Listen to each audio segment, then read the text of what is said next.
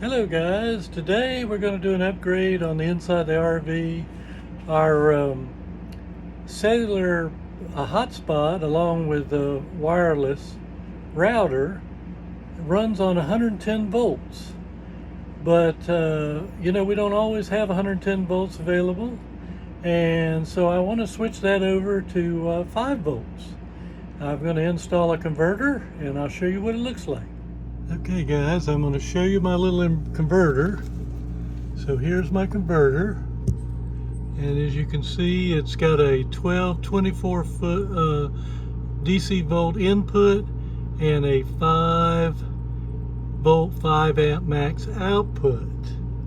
And so when I did that, I have wired this for a switch right up here to turn it off and on, and then a plug so that you can plug it in. So basically this has a little cap. When you're not using it, you can cap it off. When you want it, you can put it on. Then you plug in your whatever 5 volt you want, hit the switch, and there you go, it's charging. So I'm gonna put this together and we'll see what it looks like. All right guys, I got this together. And this is my cellular Wi-Fi router. And what I did is I added... Okay, here's what I did. We're down in the compartment over the propane tank. As you can see, there's a breaker box or breaker panel right here with different breakers in.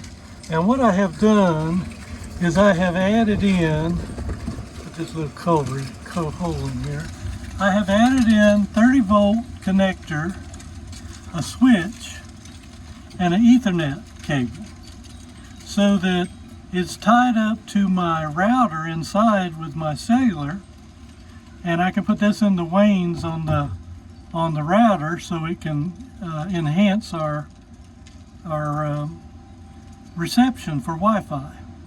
So what I've got right here, we'll pull that plug out, and I've got a little test one I put in here so that you can see there's the voltage, and when you turn that on, you'll see that is right at 30 volts. Now the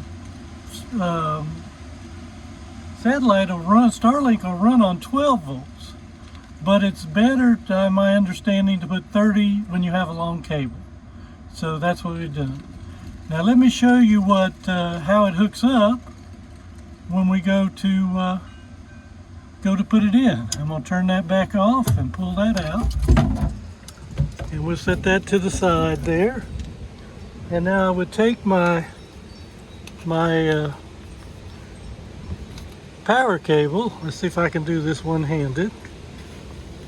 Reach around, get it up through the bottom of the coach, and plug it in like so. And there it is, oops. There it is, plugged in. Now on my Ethernet cable, there's a thing right up here. You unscrew this cap. Okay, and that's the plug right there. In my particular case, I have my Ethernet cable in a roll. I'm going to bring it up the same way. Back this up a little bit. It's just on a spool, so it's easy to store.